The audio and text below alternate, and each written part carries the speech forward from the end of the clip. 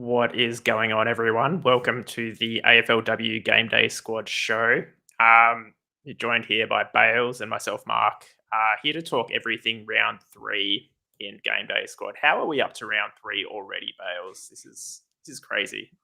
Yeah, no, it's gone pretty quick already. It's we're already going to be like a quarter of the way through the season already. We only just started, but no, looking forward to getting stuck into another round, chatting some game day squad with you, mate. It's been a weird week though. It's I was just telling you off air. I'm so used to doing pods every day, multiple pods every day. Whereas now with the men's season all finished up, it's obviously the game day squad show with you. Then I've got 2 other pods on our channel, and then that's it. And then in a couple months' time, there'll be none, and then we'll have a few weeks off. So we nice to rest the microphone and everything for a couple of weeks.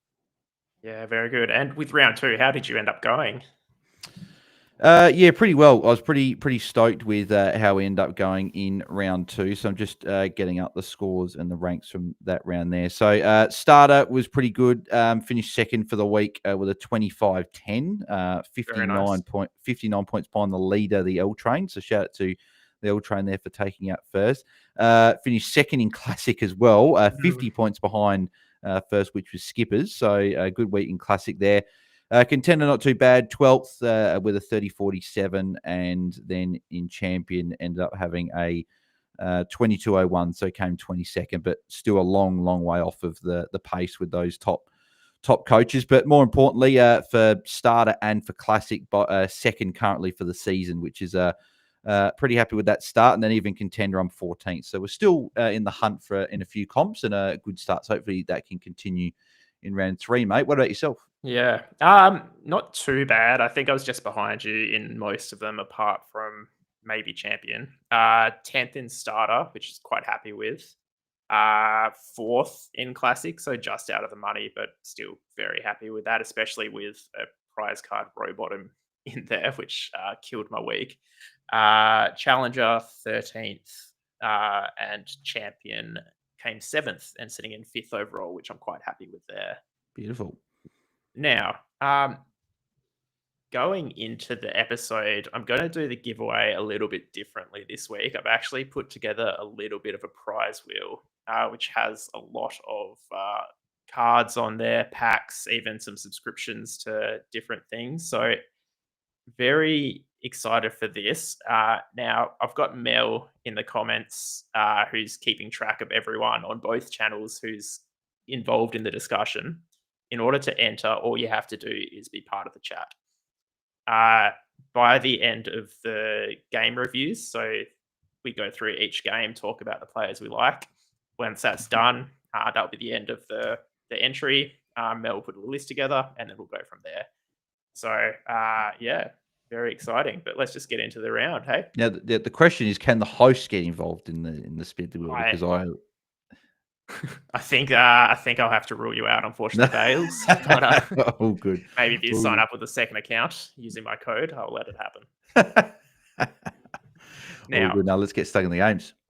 Now, before we get into round 3, let's just have a quick look back at round 2 and talk about our takes for the week. I've got a few of my kind of big moments for the round up on screen. First of all, Rowbottom just needs to go. I gave her another chance last week, mainly because I had a prize card. So it seemed like a waste not playing it, but I don't think I can afford to do it again. Next point, Garner and Riddell, just crazy good. How good are they? Like, they do it in different ways as well. Like, Garner had Lee Matthews type numbers with like 30 touches and 6 goals, if you don't mind. And then Ash Riddell just, again, casually just get another 43 touches, equaling the disposal record in a game. So, I think if we'll chat about them when we get to the game, but they were playing roles where I think both can continue to dominate as well. Yeah, definitely. And probably the biggest talking point of the AFLW this round was the Too Good suspension. What was your take on that?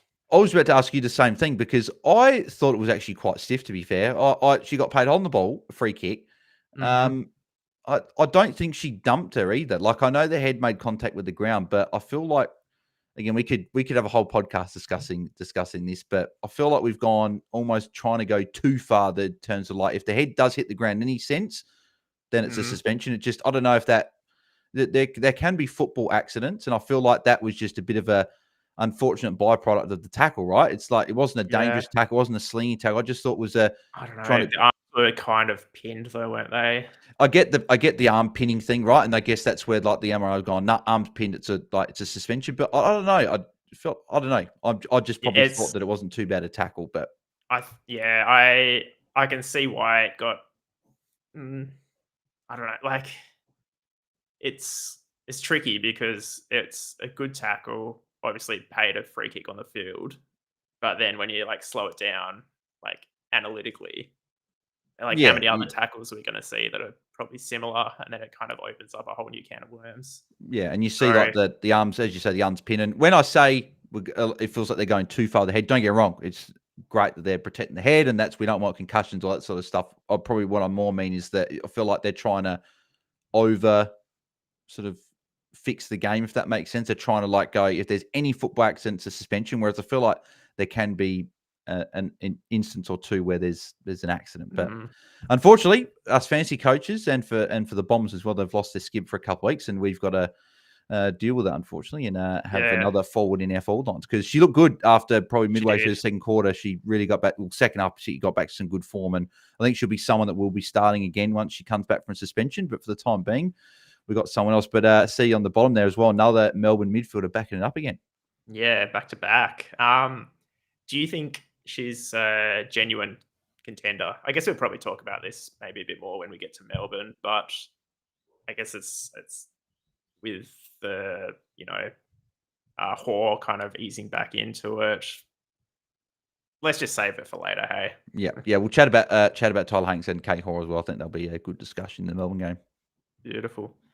So, first game of the round, I think it's Friday night game, hey? We got Richmond, Essendon. I've done up a little bit of numbers here on the averages when against them. So obviously there's two games. The data's not super relevant, but just something to maybe keep an eye on. Anyone, who have you got from this game? Conti's looking great. Too good, obviously out. Anyone that can slot into that role? Yeah, well, I'm assuming by the minus that means it's a bad matchup for mids, if I'm not yeah, that's right. So it's not doesn't look like a great matchup for Mon Conti against Essendon, but I just don't see anyone that's going to go with her. And we're seeing this year that she's playing a lot more time on ground. It's upwards of 90%. She played 100% TOG first game. I think it was like 92% or thereabouts in the second game. So I think this is definitely a game where Mon Conti can go well. And I don't think that the matchup necessarily is going to sort of be too much for Moncon, but I don't actually believe I've got anyone from this game. I've got Mon Conti's all-star in like a contender side. So I've got Mon Conti probably in a couple of squads, but besides that, I don't actually have anyone else. We've got a few like Bonnie Too Good and Matty Gay missing for Essendon as probably the two big ones there. So what you say? And then Richmond haven't scored a huge amount either. I've got Katie Brent, I think, in champion as well, but that's about it. Anyone from your end? Because I think this is probably one where it's not too fantasy relevant to start off. Yeah, I've just got. I think I've got Mon Conti in. She's come in for probably row bottom, to be honest. Just as someone who seems pretty dependable in those at least 130 marks, I'd say. So yeah, she's going 130 and 123. So like pretty solid scores that you can rely on. Yeah. Do you think there's any Essendon players that could slot into a too good role, or is it just? Yeah, no, I think it's probably just not worrying about it, just because I don't know if there's another player that can just fill that too good role, because she's very good at it. So yeah, I think that yeah, I think I'm probably not going to have too many players, unfortunately, from this game. But the thing that's annoying is defenders against Richmond +9. That would have been pretty good for Maddie Gay, who would have been a lock. But unfortunately, she's out for a little bit longer. Yep, 100%. Next game of the round, we have GWS Adelaide. Now, one player I've got up on the board there is Evans. I brought her in last week, and I was quite happy with that. 3 goals in the first quarter was massive. Yeah, slowed down, but still had a solid score in the end, 95 points. She's got 92 and 95. does she have to be a lock now, do you think? Or is it against Adelaide, maybe too much of a task? Yeah, I think Tony Evans is still one of those. I think I think we've probably got, I reckon there's 3 or 4 forwards that more often than not you can probably start every week, whereas the rest can. Funny enough, we thought the forward line was actually going to be a bit of a, like, not a great position, but I feel like there's so many good options week to week that we can actually put in that it's almost like, well, it's really down to matchup. And Tony Evans, I don't love this matchup here. We saw that the Crows week 1 weren't very good, and even for most of the game last week, but that last quarter they clicked back into gear, and I'm sort of wondering, is that the switch they need to flick to get themselves in a good form? Because that last quarter was a lot more like the Crows that I've watched over the last few years, whereas week 1 certainly was nowhere near it. So I'm as a Crows fan, I'm hopeful that it's the case, but Crows got a great record against GOS as well, and Giants obviously have struggled a bit to start the year. So I think that the Crows will go well here. I'm looking at, probably Goldsworthy's the only real one from GOS that I'm really considering playing this week. And I think just because of her ceiling, that's the reason I've got her in. And she had a pretty good role last week. Started slow, but was able to get there to an okay score in the end. I'm looking at the Crows players, though. I think Caitlin Gould goes pretty well in this game in a matchup. I think obviously Marinoff is a lock every week, regardless. And the girl you got on screen, Danielle Ponta, could be a bit of a sneaky smoky after having a pretty good game last week and being Indigenous round. Obviously, an important round to Danielle Ponta being Indigenous herself. It could be a pretty good score for her as well. I want to get your thoughts on Chelsea Randall, because had a bit of a different role on the weekend, a bit more forward, come up the ground a bit more. Wasn't a great score, but I'm backing her in as a defender just because I think this matchup, she'd kick a few goals, may get some mid-time and put up a decent enough score. What are your thoughts on Chelsea Randall as a pick, and then anyone else that I may have not have mentioned yet? No, definitely one that's kind of across my radar, but I just don't have a spot for her. I don't think that's a problem. Like, I think she will go good. I think the GWS matchup's really nice, like you said, but there's just other options which I'm trying not to play around with my backline too much this season, because I kind of chased a lot last year, which cost me. So I'm just aiming for the more dependable scorers and just hopefully leaving them there. Yeah, I definitely could be a good call. Yeah. Anyone else you like? That was all I had. I had Evans, Goldsworthy, Marinoff, and Ponta were my 4 probably, and then Gould as well. But I think that's about it, really. And then look at the matchups there.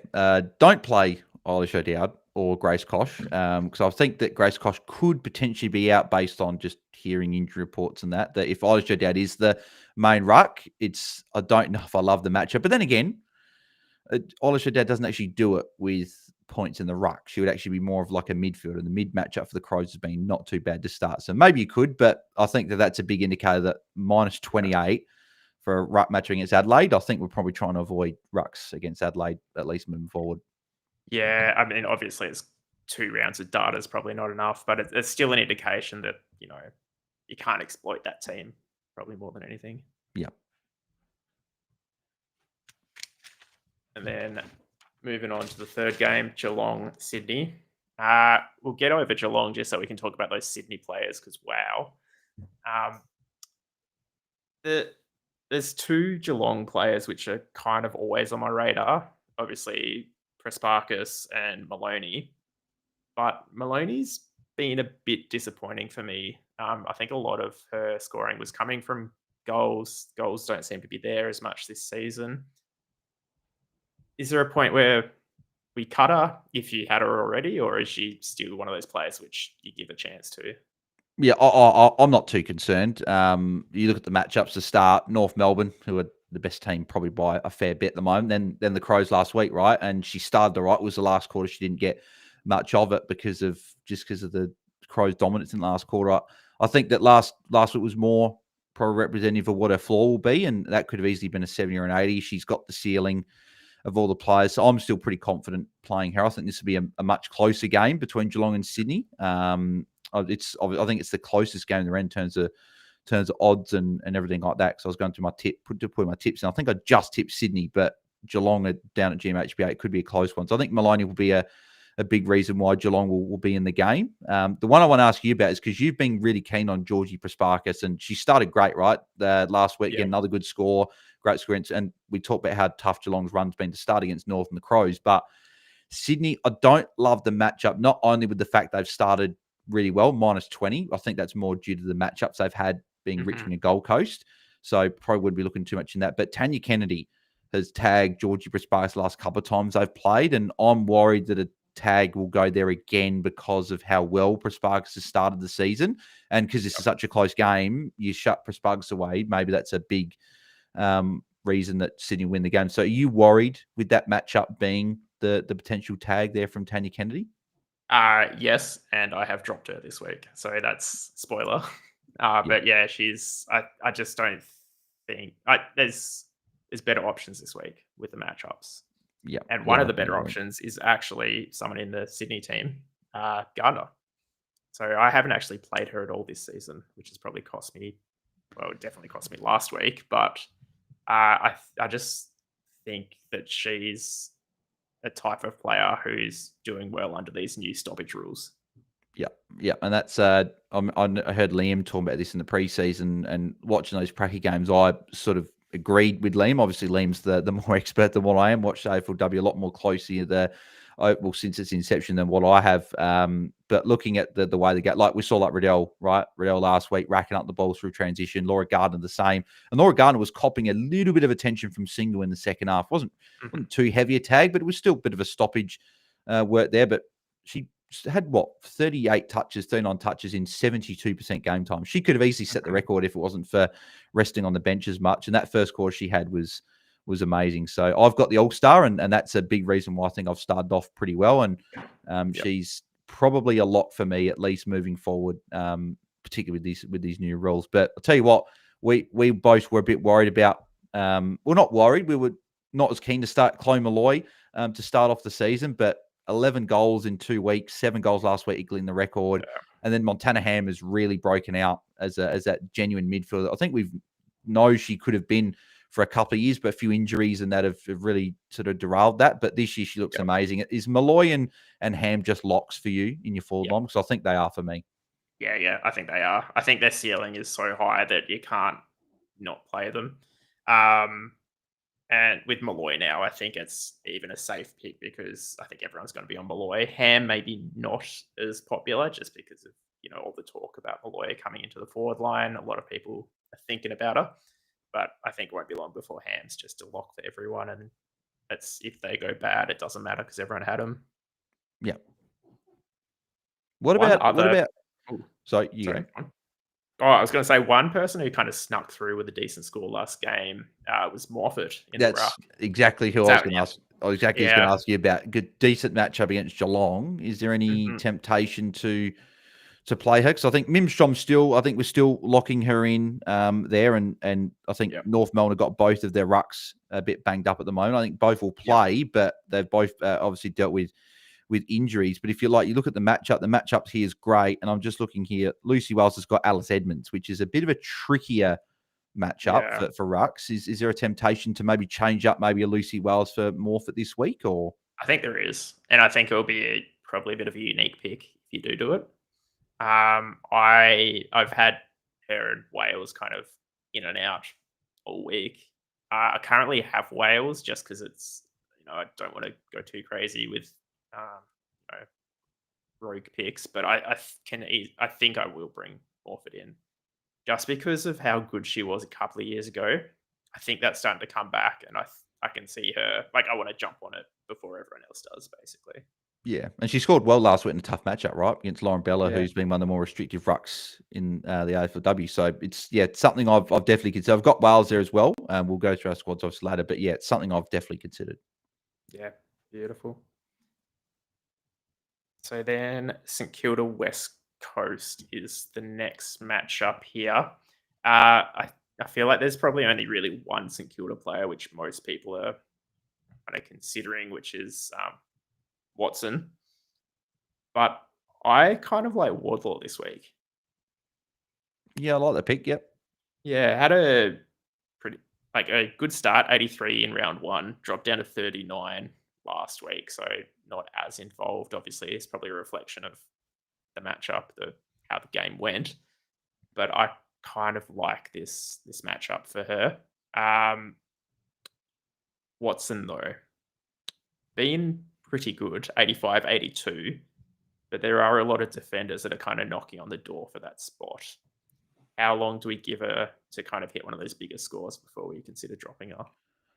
I'm still backing her in. She's funny enough. Both games she's had one really, really poor quarter that's really stopped her from scoring a ton in both games. Right, I think round one she had a 0-point third quarter or second quarter, I believe it was, and last week would have been similar. Like it was a sort of a single digit quarter. I remember she gave away a few free kicks in that quarter as well, and just really hamstringing her from those big scores. But I just think they're coming. Like she's still being used a lot. She's still taking kick-ins. She's being used in terms of transition, in terms of chipping a ball around, getting those marks. So I'm still backing her in, but yeah, she's still in there for me. But I agree that there are a lot of defenders going quite well to start. But I do like the Wardlaw pick, just to circle back around that, with Beth Schilling being out this week. That key defender you would have thought would play on Wardlaw. I don't know who exactly will get the matchup, but if St Kilda get on top, which I imagine that they do, this could be a really good pod score, and I certainly do like the pick a lot. Yeah, nice. And with West Coast, we saw Roberts do really well. Round one looked incredible. Round two, not so much. 95. What do you reckon? Like, what one's more of a reflection of her kind of? I think both. I think both are a bit of a reflection, to be honest. I think Ella Roberts is still very much a bit of an up and down player. Like she plays well every week, but she can sometimes have those games where she's a lot more impactful than scoring in terms of fantasy.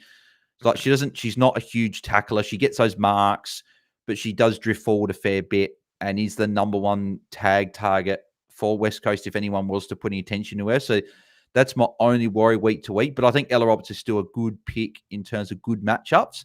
St Kilda's not too bad. It could be a solid matchup for Ella Roberts, but I just sort of am wary that she's one. I feel like the mids, I want the mids that have got a really high floor, but a really high ceiling at the same time. So you're looking at your Garners. You're not asking much, are you? Yeah, exactly. So you're asking a fair bit of these mids, right? But like Garner, Riddell, Marinoff, even Bowers hasn't set the one on fire, but she still put up some really good scores to start the year. Those players that can put up those big scores but have a high floor is probably where I'm looking at. And I'm also looking at probably a couple of those Melbourne mids as well that have got a good matchup this week. So that's probably where I'm looking this week. But Ella Roberts, if you want to go there, I don't mind the pick. Probably just I think I've got a couple of mids ahead of her this week.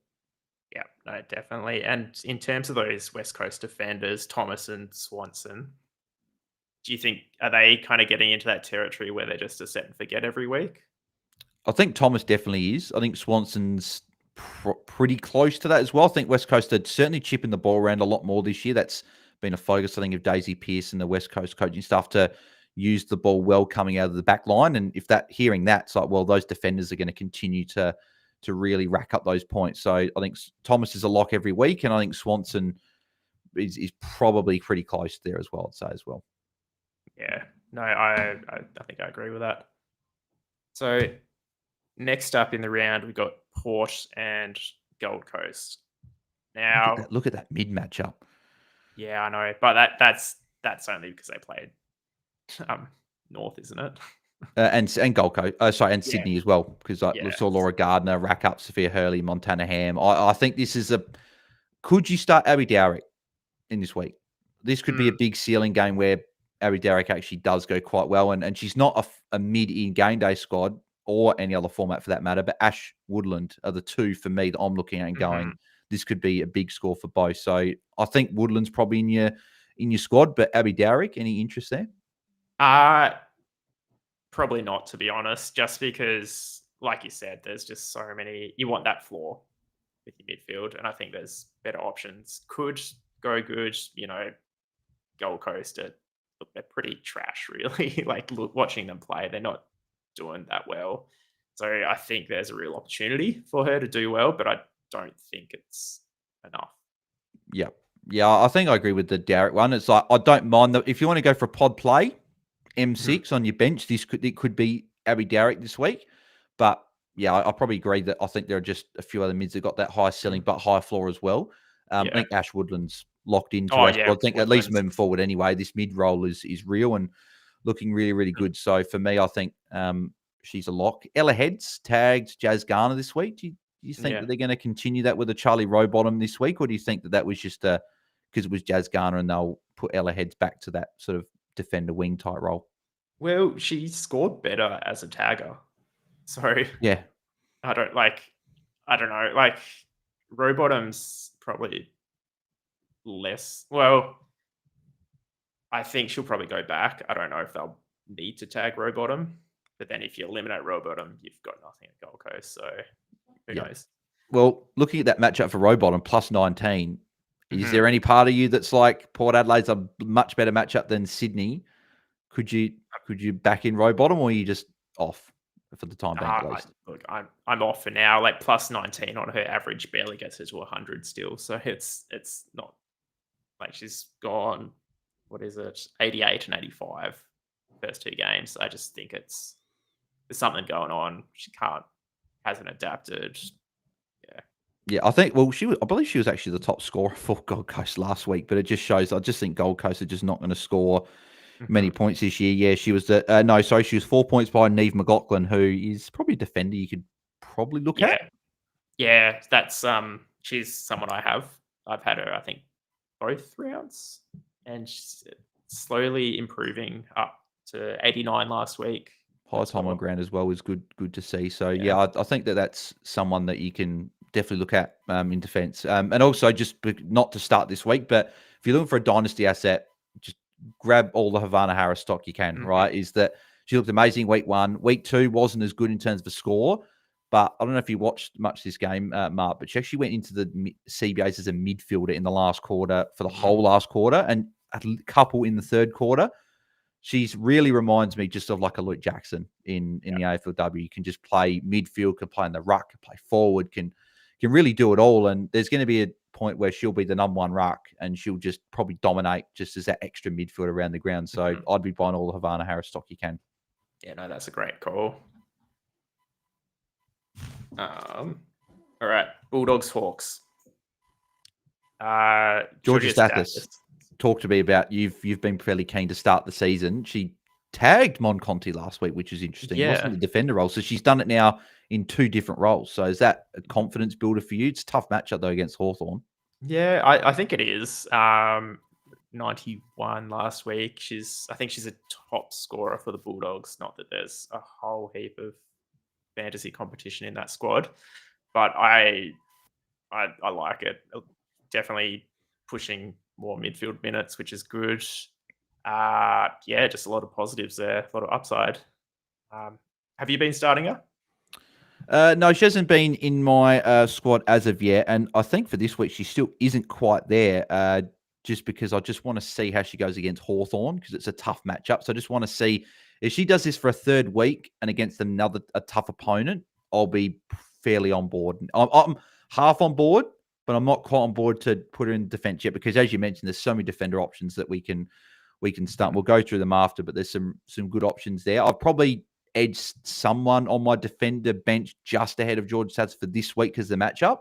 But Mhm. I'm watching sort of with a lot of interest. I think the thing for me that's got me sort of perplexed a bit is the fact that Ellie Blackburn's just not playing anywhere near as much midfield as Yeah. possible. Like the way it's going, she's probably going to be a forward in GameDay squad next year, which is going to be a very very interesting pick. But certainly been interesting that they haven't really put her in there as much, being Yeah. the former captain, not the captain anymore, or she maybe is co-captain again. I'm not sure, but yeah, just sort of perplexes me there. But Hawthorn side, who I guess Lucy Wales is there, T. Lucas Rod, I think they're a lock Yeah, every they are. week. Is there any interest in any of those other mids like an Emily Bates in a good matchup here against the Dogs? Anyone like that, or not looking at anyone else? Uh, Maybe if there weren't other options. Like they in a game day squad kind of lineup where you can pick anyone. I don't think there's much space for them. But if you have a good card and you want a unique, good matchup against the Dogs, I think. Yeah. One circling back to Bulldogs though, uh, Edmund in the ruck. Do you? like been pretty consistent. 102 and 92. Coming up against Wales, though, who's obviously a decent opponent. Could that be like a little smoky? Like, Yeah, I think it's a smoky look at moving forward. I think for sure she's back to that form we saw from a few years ago. I think we got worried just because I remember that Dogs tried recruiting Ali Morford in an off season, and then she was sharing with other rucks, and it just a lot of interesting things were going on. I was like, this is surprising coming from a ruckman that I thought was stiff to miss the All Australian squad. I think it was 2-3 years ago, but now she's back into some good form and. Probably not this matchup. I think Lucy Wales, I'd rather start at this stage, but I think moving forward at least, I think if there's a good matchup coming up for Alice Edmonds, so she's got Carlton the week after, but then she got Giants in round 5. I think there's definitely scope to say Alice Edmonds is someone to start considering. I think a lot more as a starting ruck week to week. Mm-hmm. No, that's fair. So Collingwood, Melbourne. Now this is a game which I think we've already hinted at. There's a lot of unique options probably in this game, is the way I'd put it. There's a lot of players who probably should be on people's radars, but people might be scared to play. But start with Collingwood, just because I don't really think there's too much going on there, is there? No, not from the only one I'd consider would be Imogen Barnett as a forward that's playing in the ruck. I just sort of wonder, I think Neil Morris Dalton will be coming back in for Collingwood. So I wonder what that does to Collingwood's mix. Does that mean Frederick spends more time in the ruck, up the ground? I'm not sure. So I'm probably fading for this matchup because I just think there are a lot of forwards this week that have got great matchups. And there's a couple of particular Melbourne forwards that have got some good matchups. I think this week I'm not starting, but she's certainly someone that I think will be starting a fair bit for the remainder of the year. Yeah, and Melbourne. So do you want to take us through these ones? Well, yeah. So Slice is out for Collingwood as well. So that is just another good midfielder for Collingwood out. So I'm looking at Kate Hoare and Tyler Hanks as two really good options to look at this week. We saw Kate Hoare was back a lot more in the midfield last week, looked good as well. She's got as big a ceiling as anyone's got, and she's playing a really good role. And I think the thing that was holding Kate Hoare back, at least the last couple of years, from being a real sort of high averaging midfielder, like she's been a forward for us, but she could have been even high averaging. I think the fact that Eden Zanker and Taylor Harris have had injury concerns of their own has meant she's played forward. But with the fact that both are there, both are fit, playing well, it just allows Kate Hoare to play in the midfield and just get around the ground and rack up the points. So I've got Kate Hoare currently in my squad as my M6 on the bench ahead of Tyler Hanks. Tyler Hanks has been great to start the season. But that's the question, Anthony. And I want to ask you about that, Mark. Harris or Zanker? Because at the moment, I can only fit one in. Where are you leaning to? I'm leaning towards Zanker, I think. Oh, I'm the other way. I'm Harris Really? at the moment. Yeah, just with the lot more scoring shots. Seems to be back into some dominating form. But it's right. This is such a coin flip, I think, that you could go for either. I think I tend to worry about scores that are driven by goals. Just because if they don't fire, then like Zanker obviously is a similar boat, but I just see them being a bit more kind of versatile than Harris. I don't know. Yeah, exactly. It's I think you could probably just play both and not have to worry about it. That's probably the sensible play because a good matchup. But I don't know if I can find a spare spot at the moment for both. So it's a very interesting one. But I think both are very, very good options. So have you got any of those Melbourne mids as well in your squad? Yes. So I have Hanks in at the moment, which is it took a lot for me to do, to be honest, because I tend to just stick to the big conventional names and just rely on that. But I think what was the scores of 152 and 144? Like you can't argue with those numbers. Like showing consistency, great matchup. This is I think a good. And I think both will go quite well this week. So I think if you go either or, I think you'll be rewarded with some good scores. Yeah. Now, one player which kind of been sitting on the edge of my lineups, I think I had her in at one point in like pre-round one, was Paxi Paxman. Yeah. Do you Like, again, defender, I think in game day squad, probably hard to find a spot, but this matchup, like, is there space for her?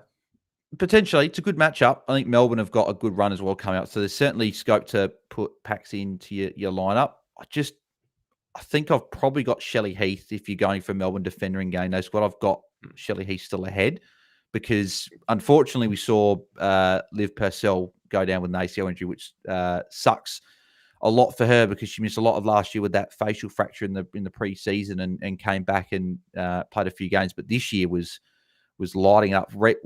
Week one, she dominated. This week in the first half, she had 19 touches and was looking like another big score. And unfortunately, goes down for the rest of the year. So you sort of wonder, does that open up that spot back to Shelley Heath? Like Kate Hoare just takes Liv Purcell's role, and Shelley Heath goes back to that role. That's what I'm anticipating happens. So Mhm. I don't think I've got any Shelley Heath cards in my club at all, but I'm trying to look for a couple because I'd certainly like to play her this week if I've got her. Yeah, no, that's fair. To be honest, I think I took her out this week just purely out of frustration from last week. Only scored 60 after a big first round, but again, my side has changed so much in the last week that I can see her coming back in. Yeah, Now, second last game of the round is Fremantle North Melbourne. Now, Stennett fade. have just gone. She's got Yeah, to be out. no, just Yeah. roll's awful. Just nothing against Stanek. She's a good player, but the roll's just not what we want. Yeah. So for me, Really that's reminds me of was it Ebony Antonio a couple of years ago had like a similar thing where yeah, we're shot. pre-season thought she was going to be great midfield time and then just did absolutely nothing for us Yeah, through the season. yeah, it's which unfortunate because she's been the captain. You'd think that she'd have a good role, but it's just like a almost like deep forward role. Like she gets up the ground and whatever, but just because of you've got Bowers, McCarthy, Newton, Mm, Strom, all taking all the points, and even Megan Kaufman is someone that yeah. potentially in the forward line you could start. I'm steering clear, particularly with this matchup against North. I'm Yeah.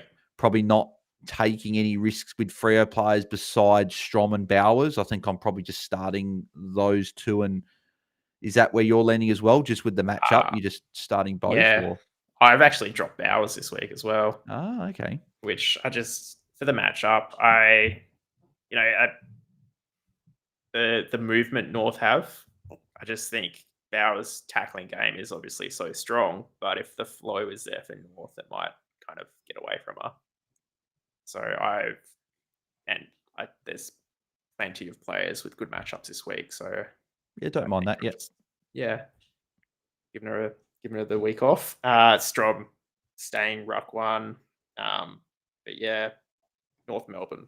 probably not Do much we to need to add, to talk be about the honest. two mids? Riddell, Garner, Lock, put them in, Yep. put as much salary on as possible. Like Mhm. if you're in contender, put a gold. If you're in classic, put a platinum. If you're in champion or challenger, put your diamonds. If you're lucky enough to got a legend of either, put them in because they're dominating. And Yep. I think the thing I alluded to before is that we're seeing with North at the moment, Garner's playing a lot more forward of center and getting up the ground, getting those marks, getting those kicks inside 50 and kicking those goals. But Ash Riddell was like the number one ball user in terms of the whole middle of the ground, which I think is just good for both, right? I think both, because North get the ball forward so much, Garner's going to really cash in these easy matchups. But when it's tougher, Garner, I think, will spend more time closer to the middle of the ground.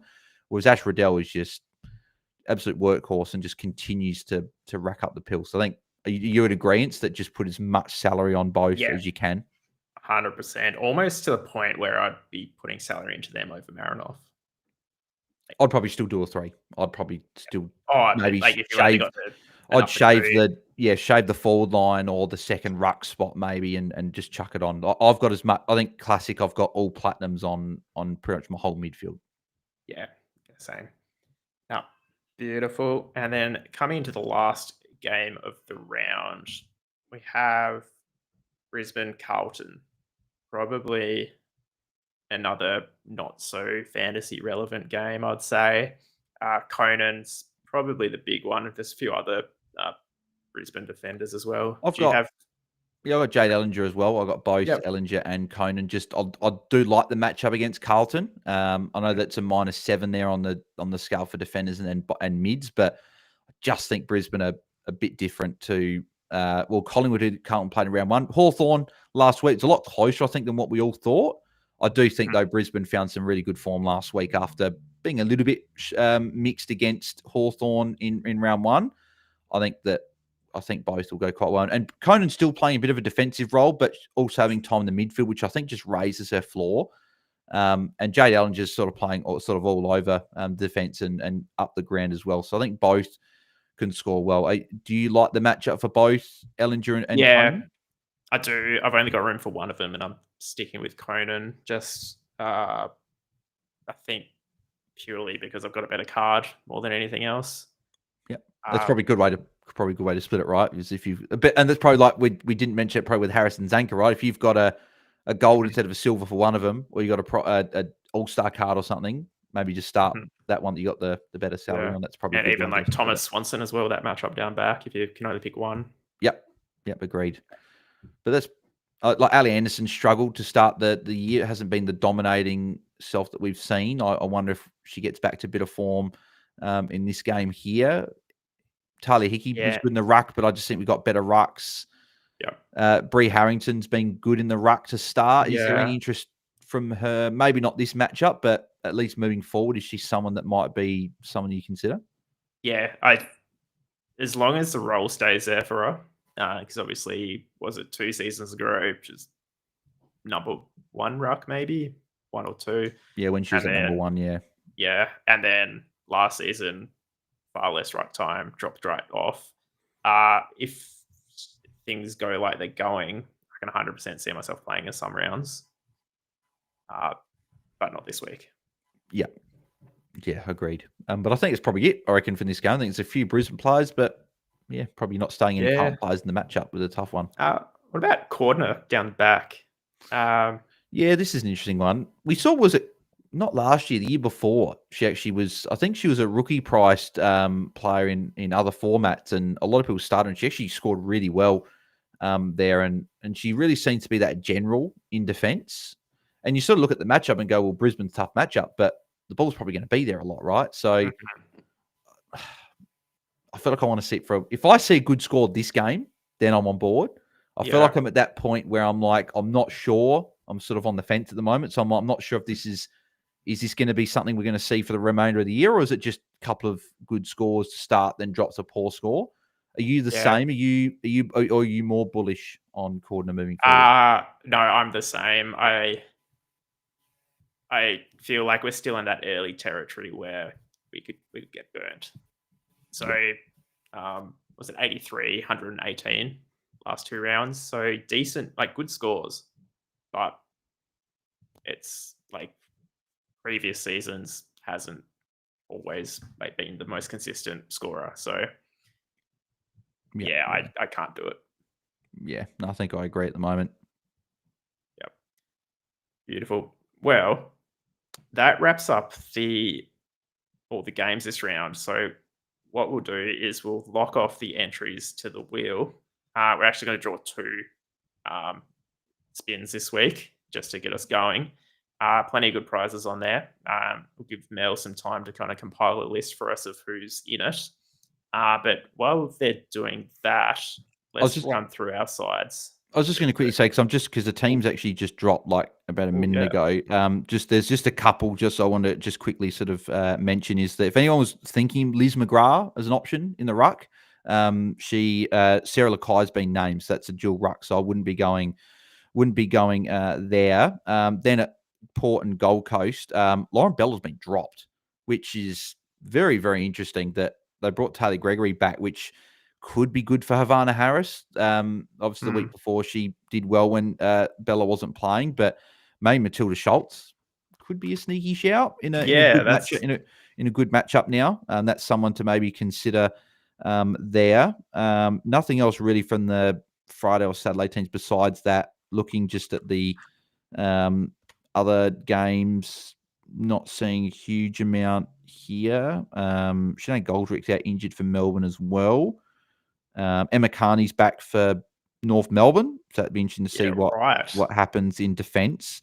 Emma King's not named, so that means Kim Rennie will be up against Mim Strom. So that will be something to watch there as well. And then the final game, nothing huge there either. So yeah, just a couple of little ones to look at there, but nothing too major. So I thought I'd quickly run through that for everyone. Yeah, no, But very nice. yeah, let's run through your team, mate. Is this classic? Yeah, classic.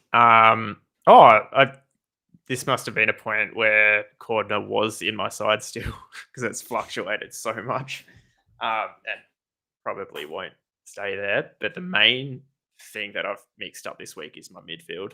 I've brought in Gardner, Conti, and Hanks. You finally jumped on board, Gardner.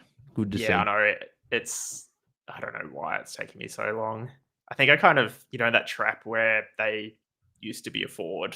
So I see them as a forward still, which is not the case, obviously. But you know me. I've been pretty keen on Laura Gardner. I think I've started pretty much both weeks. Been pretty keen. So no, good to have you on board. That's why you're doing well. That's why you're doing well. Yeah, the All-Star Gardner's been quite not actually. All-Star Gardner and All-Star Riddell that I've got in my classic side are certainly been helping. Beautiful. But yeah, I've got Zanka and Harris both in there, which I found room by dropping O'Loughlin. Yeah, no, and O'Loughlin found a bit of form last week, but I think that the matchup's better. So no Maloney, no Gould. I think there's one other forward I might have that you don't have. So I think the forward line is somewhere where you can really differentiate. Like I think Ham, Malloy, Goldsworthy, and I'd probably say that's Ash Woodland are probably the four that were like. And for anyone watching at home, we're talking about Ash Saint on the screen, Ash Woodland. So she's back to Woodland again, which was a couple of years ago. Yeah, I think they're the four, but I think the other three spots in our forward lines are very matchup dependent. So you've gone for Harris, Zanka, and Evans. I think I've gone for one of those three and then two different ones. So it's going to be interesting to see forward lines because I think that's where you can really differentiate. Yeah, no, agreed. I don't know how I feel though about having my all-star card as Mimstrom. I'm kind of going through the phase where, good matchup, possibly rucking against no one, versus midfielders will still do better even if Strom has a good game. How big do you think? Like, what's her ceiling nowadays with the new stoppage changes? I think she's still got the ceiling, right? She's like an extra midfielder. I still think the all-star card is still fine to play there as well because obviously you're probably going to be putting a gold in there anyway, right? And I think, was it the same salary as an all-star, gold and all-star? So it's like, you might as well, right? You save that, which allows you to probably get the extra salary on those mids and maybe have extra salary on one of those bigger defenders or one of the forwards. So I certainly think that's a good enough play. Like you got the All-Star card, right? You're not playing your prize card row bottom at the moment, just with the way she's going. So you might as well get another one in there. And Mim Strom is probably as good as anyone, really. The other thing is I do have a prize card, Madison Prasparkas, which I don't know if I have room for her as a player in my midfield, which means that I don't know if I got room for the prize card. Yeah. What are your thoughts on? I'd probably play Mim Strom all-star at the moment, just over Maddie Prasparkas at the moment, but certainly one if a matchup presents itself, like if Essendon play Gold Coast at any point, you'd certainly look at that Maddie Prasparkas one a lot closer, I would imagine. Yeah, not fair. And now moving on to your side, talk us through it. Yeah, so I've just put my starter up just because this is the squad that I'll probably have across my ones I'd look at a lot. So I think we've pretty much got a lot of the same defenders. I've got Swanson and Randall in there as my different ones. I think to your Georgia Stathis and Cordner was in your team in that photo there. I think if I can find a Swanson, they'll be coming in. Yeah, so they're the ones there. I think Randall, the matchup is what is attracting me there this week against GWS. I think that regardless of the role, I think she'll go well. I think that she'll play a bit more midfield moving forward. I think it was she played a bit more of the forward role based on coming back from I think injury in the preseason. So I think she'll continue to get better. And Chelsea Randall's the sort of player that sort of is always relevant regardless of what year it is. midfield, again, the main four is pretty much self-explanatory. It's very surprising, though, that Ebony Marinoff is the fourth highest averaging mid this year, which is certainly not something I would have said. I would have said maybe second at worst, maybe third, but not fourth to start the year. It's two games on, and she racked up well over 60 points in that last quarter when Crows actually played well. So I think that's a sign of the Crows and Noffy clicking into gear. Matchups haven't been that bad for her either.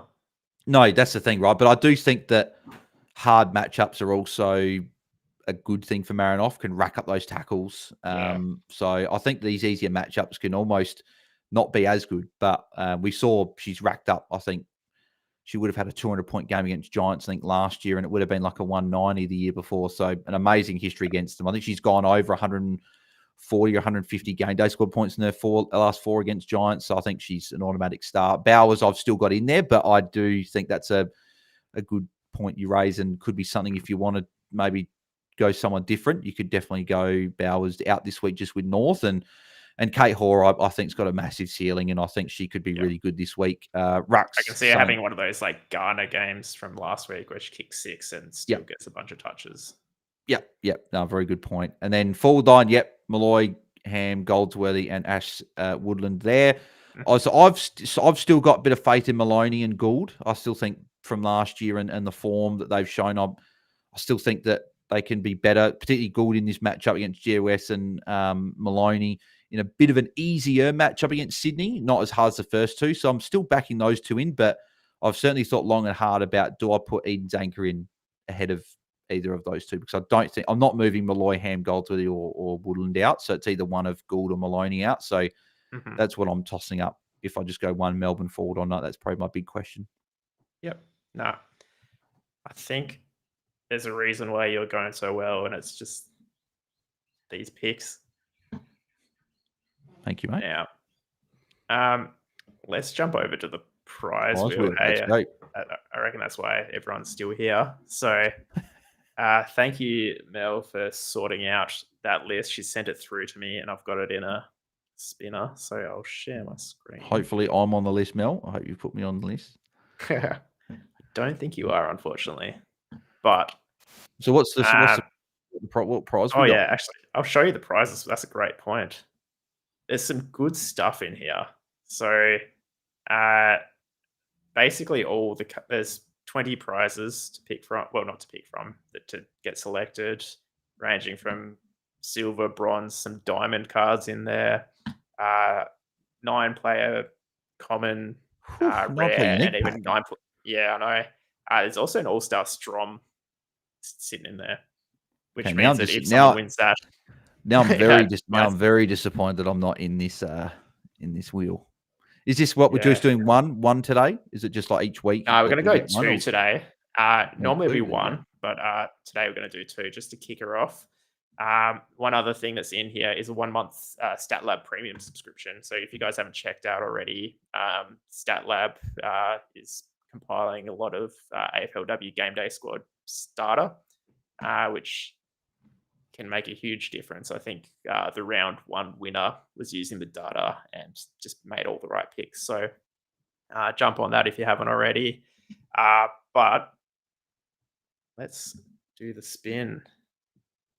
All right, that's all coming through nicely for you. Yep.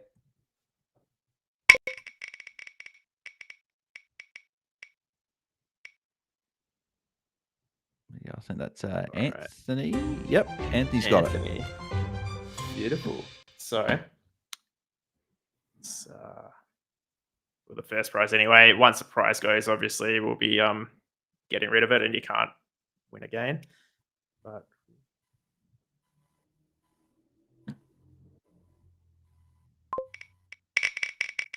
now I'm kind of hoping, because I've talked myself into that All-Star Strom, that it doesn't come up. But okay, Bronze Malloy. If you don't have Malloy, that's still a good bronze to have in your club. So yeah, and I think I don't know if she was in packs last season or if she came out early, so she's actually a bit of a rare card. So handy one. Jump in either one of our DMs and we'll sort out sending it through to you depending on which chat you came from. But we'll jump over to one more before we leave it there.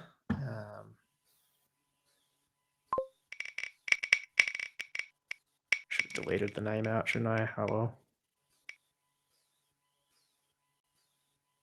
There you go, Corey. Corey. Beautiful. Been a regular viewer on all the Fantasy Fanatics content throughout the year, mate. So congrats on that. Let's see what you get for your prize. Welcome.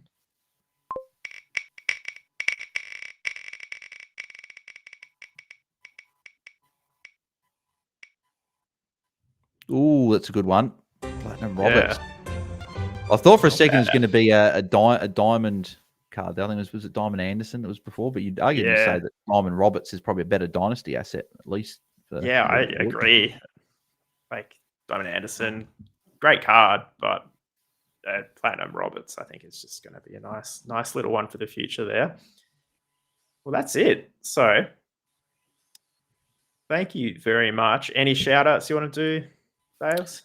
Oh, just if you haven't signed up to GameDay Squad yet, use the code BalesDT. Obviously, we've got plenty of GameDay Squad stuff going on. I've got the AFLW. We've got, I'm pretty sure, I don't know if it's been officially sort of set on the platform yet, but I know Cal and Tom and Discord have said that there'll be fantasy finals for AFL and NRL, I believe. So we got that coming up. NBL will be in the summer. Big Bash. Premier League's obviously just started as well. So all sports. But if you are AFLW, you get some free packs when you use the code. So GameDaySquad.com.au. Sign up there, and best thing about it, it's free to play. Beautiful. And yeah, if you haven't already, make sure you're subscribing to both our channels. If you're, depending on which one you're joining on, go join the other one as well. Instagram, Twitter, all those things, come find us, get involved. Going forward, we'll be running a lot more of these wheel spins, so make sure you're keeping up to date with everything that's going on. And I think, just probably last thing to say, I think there's a bit of an update with scheduling moving forward as well, I think you were saying? Yeah. So looking at changing it to a Wednesday, that's right, isn't it, Bales? Yeah, Wednesday night. Yep. So I think that'll be what we'll be sticking there for the remainder of the year, I think you were saying in their messages. Yeah, that would be good. A bit of consistency so we can have a set time, put it in your diaries. That would be nice.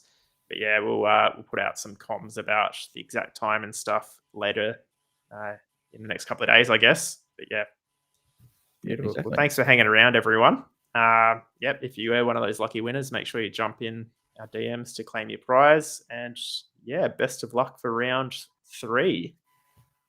See ya.